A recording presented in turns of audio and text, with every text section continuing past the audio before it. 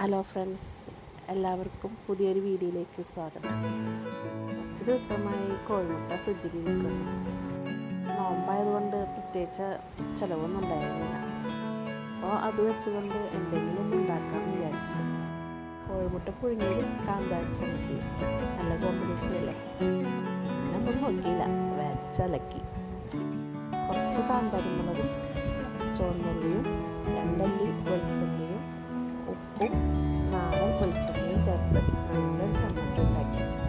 കോഴിമുട്ട പുഴുങ്ങി തൊണ്ട് കളഞ്ഞ് അതിനകത്ത് പൊളിച്ചിട്ട് അതിൽ ഈ ചമ്മന്തി ഫില്ല് ചെയ്തു. നല്ല എരിവുള്ള ചമ്മന്തിയാണ്. കുട്ടികൾക്കൊന്നും കൊടുക്കാൻ പറ്റില്ല, പക്ഷെ നല്ല ചൂടുള്ള കട്ടൻ ചായക്ക് പൊളിയാണ്. കഴിക്കുന്നവരുടെ എക്സ്പ്രഷൻ കണ്ടാലറിയാം ഇതെങ്ങനെയുണ്ടെന്ന്. എല്ലാവരും എൻ്റെ ചാനൽ സബ്സ്ക്രൈബ് ചെയ്യണം. തുടക്കമാണ്. എല്ലാവരുടെയും സപ്പോർട്ട് വേണം, ലൈക്ക് വേണം. എല്ലാവരും സബ്സ്ക്രൈബ് ചെയ്യാൻ മറക്കരുത് കേട്ടോ. Okay, by.